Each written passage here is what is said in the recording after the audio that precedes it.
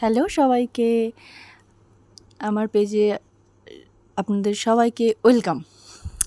তো ইন্ট্রোটা দিতে একটু ভুলভাল হচ্ছে, কারণ আমি খুব একটা পাকাপোক্ত নই। তো চলো আজকে আমি তোমাদের একটা সুন্দর একটা মনোরম ভিডিও দেখাবো, পরিবেশের সৌন্দর্য একটা। সেটা হচ্ছে আজকে আমাদের নিজস্ব পুকুরের মাছ চাষ। আমাদের পুকুরে ছোট্ট ছোট্ট মাছের পোনা ফেলা হয়েছে, সেই মাছগুলোকে আমরা প্রতিদিন খাবার দিই, ভাত দিই। মাছের খাবার তো দেওয়া থাকেই, প্লাস আমরা একটু ভাত দিই, মাছেরা আসে খেতে।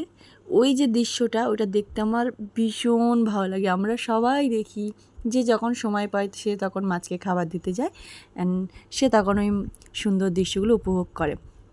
তো আজকে আমার ইচ্ছা হলো একটু আমি আজকে যাব মাছের দৃশ্যটা দেখব। তাও ভাবলাম যে চলো শেয়ার করা যাক, আমার ইউটিউবে থেকে যাক আমার ভিডিওটা, সুন্দর এরকম একটা দৃশ্য।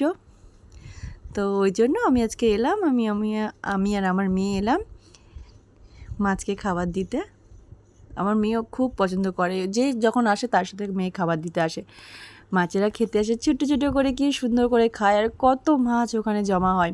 ভিডিওতে হয়তো ভালোভাবে আপনারা বুঝতে পারছেন না, কিন্তু আমরা দেখতে পাচ্ছি, আমরা আছি বলে ওপর দিকে মাছ আসতে একটু ভয় করছে, কিন্তু মাছেরা আসে খায়। নিচের দিকে অনেক মাছ আছে। তো আমার ফোনটা যদি জলে পড়ে যায়, ওই জন্য আমি ভয়তে একটু ওপর থেকেই ভিডিও করছি। আমার একটু ভীষণ ভয় আছে, আমি ফোন কিনতে পারবো না আমার এক্ষুনি ফোনটা জলে পড়ে গেলে। আর ফোনটা সারতে দিতে হবে, বাপ রে বাপ কত খরচা। তার থেকে ভালো একটু দূর থেকে ভিডিও করি, আর আপনারাও একটু কষ্ট করে দেখুন। তো ছোটো ছোটো মাছগুলো আসছে, খুব সুন্দর লাগে। কত ঘাটের ধারে জমা হয়, আমরা যখনই বাসন মাজতে আসি বা কিছু যা ভাত টাত দিই, ওরা আসে পায়ের ধারে এসে ঘুর ঘুর ঘুর ঘুর ঘুর ঘুর ঘুর ঘুর করে। খুব সুন্দর লাগে জিনিসটা দেখতে। আমার মেয়ে একটু খেতে দিল, ও ভীষণ পছন্দ করে। আমার মেয়ে রঙিন মাছ ছেড়েছিল 4টে, কিন্তু সেই মাছগুলো আর নেই। মাছগুলো কোথায় কি হয়ে গেছে বুঝতে পারছি না। ওগুলো আর ঘাটের ধারে আসে না, দেখতেও পাই না। তো আর কি করা যাবে, চলো। তো কাদের কাদের এরকম পুকুর আছে তো জানাবেন, যাদের পুকুর আছে তারাও কি মাছদের সাথে এরকমভাবে সময় কাটান? আমাদের তো ভীষণ ভালো লাগে। যাদের গ্রামের বাড়ি, ওই দেখো কত মাছ এসছে, কত মাছ এসছে। আমাদের গ্রামের বাড়ি তো, তাই আমরা এরকম সুন্দর মনোরম দৃশ্য সবসময় উপভোগ করে থাকি। যাদের এরকম পুকুর আছে, ঘাট আছে, তো তারাই জানবে এই সুন্দর সুন্দর দৃশ্য কেমন লাগে দেখতে। একটু বসে সময় কেটে যায়, অনেকটা সময় কেটে যায়, কীভাবে সময় পেরিয়ে যায় কেউ বলতে পারবে না। তো ওরা ভীষণ ভয় করছে, আমরা আছি তো এখানে, ওই জন্য ওরা একটু আসতে চাইছে না। তো আমরা খাবার দিয়ে একটু দূরে থেকেই দেখি। সো ভিডিওটা করব বলে, আপনাদের সবাইকে দেখাবো বলে আমি ভিডিওটা আর একটু কাছে গিয়ে করছি, ওই জন্য ওরা ভয় পাচ্ছে।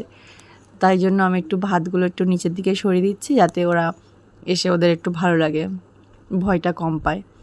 তো ওরা নিচের দিকে চলে এসছে, অনেক মাছ সো খাচ্ছে ওরা। অনেকটা কিন্তু ভাত ছিল, কতটা হয়ে গেছে, শেষ হয়ে গেছে। বুঝতে পারছো কত স্পিডে খাচ্ছে। আমার তো খুব ভালো লাগছে। আমি যখন ভয়েস ওভার দিচ্ছি, তা আমিও এই সময় একটু দেখছি, তখন আমি ভালোভাবে দেখতে পাইনি যে আসলে এত প্রচণ্ড রোদ ছিল। আমি বুঝতে পারছিলাম না যে ক্যামেরায় কতটা কি দেখা যাচ্ছিল। আমি ভিডিও করার দরকার করছিলাম। তো এখন ভয়েস ওভার দিতে এসে দেখছি যে ভিডিওটা এরকম হয়েছে, এরকম বোঝা যাচ্ছে। তো যাই হোক, ভাবছিলাম বোঝা যাবে না, কিন্তু যা বোঝা যাচ্ছে অনেকটাই বোঝা যাচ্ছে। তো আপনারা যদি এই ধরনের ভিডিও দেখতে চান, তাহলে প্লিজ কমেন্টে জানাবেন যে হ্যাঁ এই সংক্রান্ত ভিডিও দেখতে চাই, তাহলে আমি নিশ্চয়ই দেখাবো।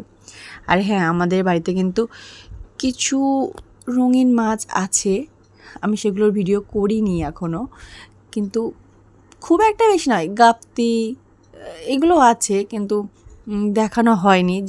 যদি তোমরা ইন্টারেস্ট থাকো, দেখতে পছন্দ করো, আমি যদি এটা ভালো রেসপন্স পাই, তাহলে আমি অবশ্যই এই ধরনের ভিডিও করব। আর যদি এটাই ভালো রেসপন্স না পাই, তাহলে আর করব না, এটা আমার স্মৃতি হিসাবেই থেকে যাক। তো দেখা যাক ভিডিওটা কার কার কতটুকু ভালো লাগে, এই গ্রামের মনোরম দৃশ্যগুলো। আমার কিন্তু খুব আনন্দ লাগছে, আমি এখন দেখছি এরকমভাবে। ফোনের ভিডিওটা মানে আমি বুঝতে পারছিলাম না বলে আমি লাইটটা বাড়ানো কমানো করছিলাম, তো ওই জন্য এখন এরকম লাগছে। আসলে আপনাদের দেখানোর জন্যই এগুলো করছিলাম। যদিও দেখুন কত ভাত শেষ হয়ে গেছে, ওরা খেয়ে নিয়েছে জলদি জলদি জলদি। এত গরম ওখানে টিকতে পারছিলাম না, এবার ছাতা নিয়েও যাইনি, মাথা যন্ত্রণা করে যাচ্ছে, ওই জন্য লাস্টে পালিয়ে এলাম। ঠিক আছে বাবা তোরা খা, আমি চললাম। এবার গরমে আমি আছি ঠিক আছে, আমার ছোটো মেয়েটা আছে, তারও তো মানে ঘাম দিয়ে যাচ্ছে না, ঘাম থেকে শরীরটা খারাপ করতে পারে। ওই জন্য এই কত মাছ এসছে আবার বোঝা যাচ্ছে, জলটা এতটা পরিষ্কার, মানে উপরে সব এই দেখা যাচ্ছে, মেঘটার জন্য ওখানটায় মাছটা ভালো দেখা যাচ্ছে না, বোঝা যাচ্ছে না। জলের ওপর যে গাছে এগুলো পড়েছে খুব সুন্দর লাগছে।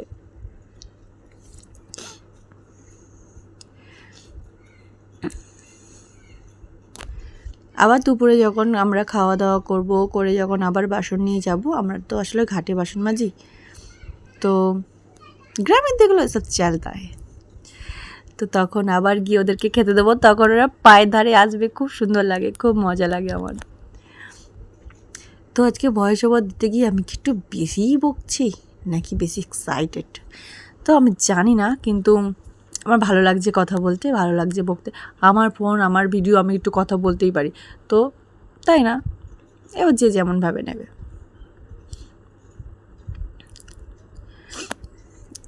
আপনারা কি আমাদের পুকুরটা একটু দেখতে চান?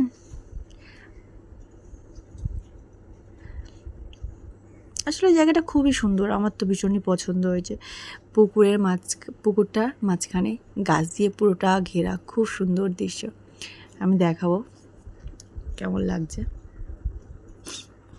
কিন্তু আসলে যেটা দেখাতে এসেছি সেটাই না দেখালে হয়, ওই জন্য মাছটাই বেশি করে দেখাচ্ছি।